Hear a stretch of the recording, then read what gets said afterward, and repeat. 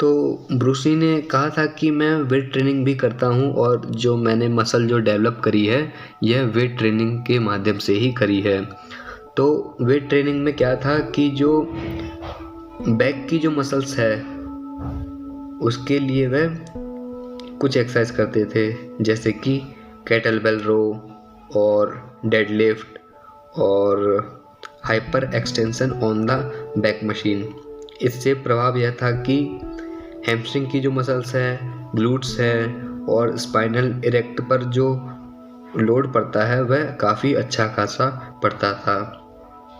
दूसरा, वह थाई के लिए भी कुछ एक्सरसाइज करते थे, जिसमें स्टैंडिंग लेग थ्रस्ट मशीन जो है वह शामिल था, लेग एक्सटेंशन शामिल था। तीसरा, सीटेड लेग थ्रस्ट मशीन शामिल था। तीसरा जो था उनका जो काफ मसल थी, काफ मसल को टारगेट करने के लिए भी वह कुछ एक्सरसाइज करते थे। पहला काफ रेसिस, दूसरा केबल मशीन हैंड और तीसरा जो है रिवर्स कर्ल और चौथा जो है वह केबल मशीन। ये जो ब्रूस ली जो थे इन्होंने 3 पार्ट को डेवलप करने के लिए, पहला पीठ, दूसरा थाई और तीसरा काफ, इन तीनों बॉडी पार्ट को टारगेट करने के लिए उन्होंने कुछ एक्सरसाइज करी थी जो मैंने यहाँ आपको बताई। 8वें चैप्टर में यही बताया गया है कि उन्होंने ये जो थाई है, पीठ है और काफ रेस को, काफ मसल को डेवलप करने के लिए जो एक्सरसाइज करी थी वह बताई गई है। आगे जो चैप्टर 9 है, स्पेशलाइजेशन दिया गया है, यानी कि एब्डोमिनल मसल जो है इसको डेवलप करने के लिए उन्होंने जो एक्सरसाइज करी थी इसके बारे में बताया गया है। यहाँ पर ब्रूस ली की एक कोटेशन आती है जिसमें वह कहते हैं, my strength comes from the abdomen, it is the centre of gravity and source of real power. यहाँ पर वह एब्डोमिनल मसल के बारे में कहते हैं, उसके बारे में उन्होंने बताया था। ब्रूस ली एब्डोमिनल मसल को, अपने एब्स को और भी ज़्यादा एट्रैक्टिव और ज़्यादा मस्कुलर बनाने के लिए 5 एक्सरसाइज किया करते थे। पहली का नाम है द सिटअप, 15 से 20 रेपिटेशन। दूसरा लेग रेस, 90 डिग्री पैर उठाना। तीसरा था द ट्विस्ट। चौथा था फ्रॉग किक, 15 से 20 रेपिटेशन। पांचवा था side bends.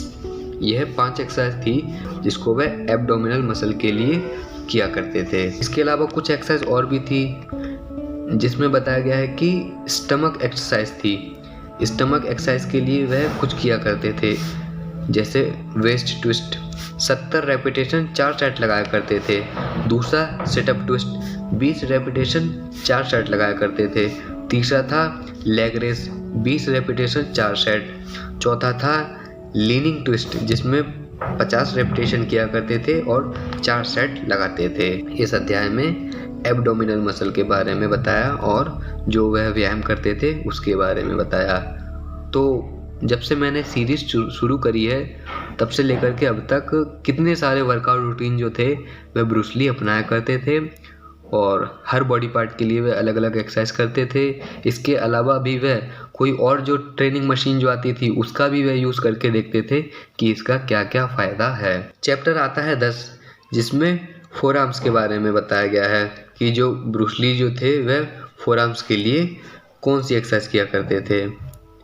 Bruce Lee quotation में कहते हैं, never cheat on any exercise, use the amount of weight that you can handle without undue strain. यहाँ पर फोर आर्म्स के बारे में एक्सरसाइज बताई गई है। पहला रिस्ट रोलर, इसमें हम जो वेट है उसको इंक्रीज करते हैं, यह हमारी कलाइयों के लिए महत्वपूर्ण व्यायाम बताया गया है।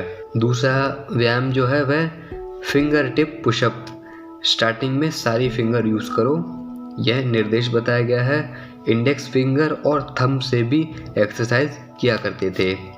हमने ब्रूस ली को देखा है कि ब्रूस ली जो थे वह एक फिंगर से पुशअप लगाते थे, तो यह जो एक फिंगर से पुशअप लगाने की जो बात है यह एकदम 100% सच है और इसके लिए वह अपने फोर आर्म को ट्रेन किया करते थे, जिसमें वह 2 एक्सरसाइज किया करते थे। पहला रिस्ट रोलर और दूसरा फिंगर टिप पुशअप, जिसमें वह पहले अपनी 5 फिंगर का यूज़ किया करते थे, फिर जैसे जैसे उनकी क्षमता बढ़ती गई वैसे वैसे उन्होंने फिंगर की जो संख्या थी वह कम होती गई।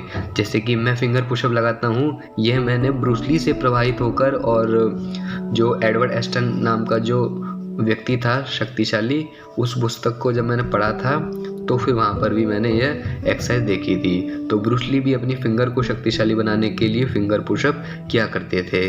ब्रूस ली जो थे वह रिवर्स कर्ल की भी कुछ एक्सरसाइज थी, उसको किया करते थे, जैसे कि केबल रिवर्स। दूसरा ग्रिपिंग मशीन, इसमें वह 100 lbs का वेट यूज़ किया करते थे। तीसरा था जॉर्टमैन कर्ल। चौथा था बारबेल ट्विस्ट कर्ल सीटेड। पांचवा था रिवर्स रिस्ट कर्ल। छठा था द लिवरेज बार।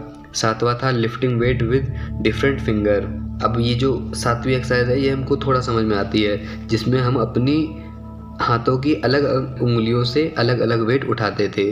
जैसे कि जो हरमन गॉर्गर नाम का जो एक डेडलिफ्ट चैंपियन था, वह अपनी 2 उंगलियों से काफ़ी ज़्यादा वजन उठा लिया करता था। जैसे कि आज के टाइम पे जो पावर लिफ्टर जो होते हैं वह दोनों हाथों से वेट ज़मीन से उठाते हैं और डेडलिफ्ट करते हैं, उसी तरीके से हरमन गॉर्गर जो थे वह अपनी 2 फिंगरों से ज़मीन से वजन उठाते थे और उसको वह डेडलिफ्ट की तरह लोगों के सामने करके दिखाते थे। वह भी काफ़ी स्ट्रॉन्ग थे और वह भी आइसोमेट्रिक व्यायाम ही किया करते थे। चैप्टर 11 जो है उसमें ब्रूस ली की टॉप 7 एक्सरसाइज बताई गई है, जिसको वह नेक के लिए और शोल्डर के लिए यूज़ किया करते थे। पहली एक्सरसाइज है द रेटरविज। दूसरी एक्सरसाइज है अपराइट रो, 8 से 12 रेपिटेशन। तीसरी एक्सरसाइज है स्टैंडिंग बारबेल मिलिट्री प्रेस। चौथी एक्सरसाइज है क्लीन एंड प्रेस, जिसके 8 से 12 रेपिटेशन किया करते थे। पांचवी एक्सरसाइज है प्रेस बिहाइंड नेक। छठी एक्सरसाइज है सीटेड शोल्डर प्रेस। सातवीं एक्सरसाइज है डंबल लेटरल स्टैंडिंग। चैप्टर 11 में यही बताया गया था, जो इनकी जो टॉप 7 एक्सरसाइज है नेक और शोल्डर के लिए। अब हम चैप्टर 12 में चलते हैं। अब यहाँ पर ब्रूस ली की टॉप 10 एक्सरसाइज बताई गई है, जिसको वह चेस्ट को विकसित करने के लिए किया करते थे। ब्रूस ली ने अपनी जो चेस्ट है इसको अधिक विकसित नहीं किया। हम सब उनकी फ़ोटो है उसको देखते हैं तो हम ऐसा सोच सकते हैं कि ब्रूस ली और भी ज़्यादा बल्क हो सकते थे, लेकिन वह जितना बल्क होना चाहते थे उस अनुपात के हिसाब से ही ब्रूस ली ने अपनी चेस्ट का भी विकास किया था। और इसके लिए जो उन्होंने 10 एक्सरसाइज जो करी थी उसके बारे में यहाँ चैप्टर 12 में बताया गया है। पहला द बेंच प्रेस 6 से 12 रेपिटेशन। दूसरा मर्सी मशीन बेंच प्रेस 6 से 12 रेपिटेशन। तीसरा मैकलाइन प्रेस। चौथा इंक्लाइन प्रेस। पांचवा क्लोज ग्रिप बेंच प्रेस। छठा डंबल प्रेस। सातवां बेंट आर्म पुलोवर। आठवां डेक्लाइन पुलोवर। नौवां डंबल फ्लाइज और 10वां यूनिलेटरल केबल क्रॉस ओवर। ये जो सारी एक्सरसाइज है ये आज के टाइम पर भी जिम में अवेलेबल है, जिसको जो व्यक्ति है वह अपनी चेस्ट को और भी ज़्यादा विकसित करने के लिए, ज़्यादा विकास करने के लिए इन एक्सरसाइज का यूज़ करते हैं, जिसको ब्रूस ली भी किया करते थे।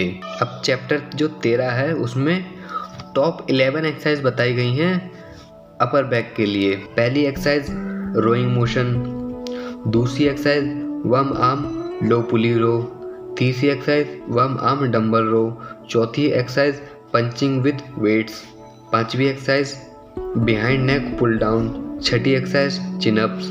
सातवीं exercise chinning to the back of the neck. इसके अलावा 7 एक्सरसाइज जो थी वह अपर बैक के लिए किया करते थे और बाकी की जो 4 एक्सरसाइज है वह लोअर बैक के लिए किया करते थे, जिसमें 8वीं एक्सरसाइज गुड मॉर्निंग। 9वीं एक्सरसाइज हाइपर एक्सटेंशन है, जिसको 8 से 12 रेपिटेशन किया करते थे। 10वीं एक्सरसाइज डेडलिफ्ट है और 11वीं और आखिरी एक्सरसाइज स्टिफ लेग्ड डेडलिफ्ट है। चैप्टर 13 में यहाँ पर बैक के लिए जो एक्सरसाइज बताई गई थी वह मैंने आपको बता दी। अब यहाँ पर चैप्टर जो 14 है यहाँ पर टॉप 11 एक्सरसाइज बताई गई है जो वह आर्म्स के लिए यूज़ करते थे। 4 आर्म्स के लिए, 4 ट्राइसेप्स के लिए और बाइसेप्स के लिए। तो ट्राइसेप्स के लिए वह 6 एक्सरसाइज यूज़ किया करते थे, जिसमें पहली एक्सरसाइज चिनअप्स यानी कि पाम्स अप। दूसरी एक्सरसाइज स्टैंडिंग बारबेल कर्ल। तीसरी एक्सरसाइज कंसंट्रेशन कर्ल। चौथी एक्सरसाइज स्टैंडिंग केबल कर्ल। पांचवी एक्सरसाइज डंबल कर्ल, जिसमें 3 सेट लगाते थे ज़्यादा से ज़्यादा रेपिटेशन के साथ। छठी एक्सरसाइज अपराइट रो। इसके अलावा ब्रूस ली ट्राइसेप्स के लिए भी कुछ एक्सरसाइज करते थे, जैसे कि triceps push down, pulley, pushup, French press, triceps raise, barbell kick back और आखिरी एक्सरसाइज डंबल किक बैक। यह जो एक्सरसाइज थी यह वह बाइसेप्स के लिए और ट्राइसेप्स के लिए किया करते थे। और जो चैप्टर 15 है इसमें भी टॉप 11 एक्सरसाइज बताई गई है जिसको ब्रूस ली लेग्स के लिए और काफ मसल के लिए किया करते थे। पहली एक्सरसाइज स्क्वाट, दूसरी एक्सरसाइज जंपिंग स्क्वाट, तीसरी एक्सरसाइज ब्रीथिंग स्क्वाट, चौथी एक्सरसाइज द जेफरसन लिफ्ट, पांचवी एक्सरसाइज लेग एक्सटेंशन, छठी exercise mercy circuit training standing back thrust, सातवीं exercise mercy circuit trainer seated leg press, आठवीं exercise forceful unilateral hip and knee flexion. के अलावा जो काफ के लिए जो एक्सरसाइज किया करते थे वह यहाँ पर बताई गई है हील रेज, दूसरी exercise variations on the heel raise, तीसरी एक्सरसाइज सीटेड काफ रेस। यह जो एक्सरसाइज है यह वह काफ मसल के लिए किया करते थे। तो एक तरह से जो ब्रूस ली है उन्होंने खूब एक्सरसाइज करी, हर बॉडी पार्ट के लिए 10-10, 11-11 एक्सरसाइज उन्होंने करी है। आगे चैप्टर 16 आता है जिसका नाम द टाउ ऑफ फ्लेक्सिबिलिटी है। तो ब्रूस ली जो थे वह अपनी फ्लेक्सिबिलिटी के लिए अदर एक्सरसाइज तो करते ही थे लेकिन उन्होंने फ्लेक्सिबिलिटी को और भी ज़्यादा महत्वपूर्ण माना और इसके लिए उन्होंने 10 से 15 मिनट के भीतर स्ट्रेचिंग के लिए कुछ एक्सरसाइज जोड़ ली जिसको वह 10 से 15 मिनट तक किया करते थे और जो सीरियल वाइज कुछ इस तरह से बताई गई है। The hamstring stretch, the hurdler stretch, straddled groin stretch, standing hip stretch, the standing pulley stretch, lunging stretch, thigh stretch, calf stretch, the side stretch, the back bend, front and back bend. ये जो exercise है इसको वह 10 से 15 minute तक किया करते थे। अब जो चैप्टर 17 आता है इस चैप्टर का नाम है real world power the cardio connection. Exercise यहाँ बताई गई है यह ब्रूस ली एंडोरेंस के लिए किया करते थे जिसमें वह stepping, jogging, flat foot, ball of the foot, यह एक्सरसाइज जो थी 4 इसको वह किया करते थे। हमें एक्सरसाइजों में ज़्यादा घुसने की ज़रूरत नहीं है, हम बस ये जानते हैं कि ब्रूस ली अद्भुत विल पावर के स्वामी थे। उन्होंने विल पावर की वजह से ही अपने शरीर को इतना शक्तिशाली बनाया था और बाकी वे हर बॉडी पार्ट के लिए अलग अलग एक्सरसाइज किया ही करते थे।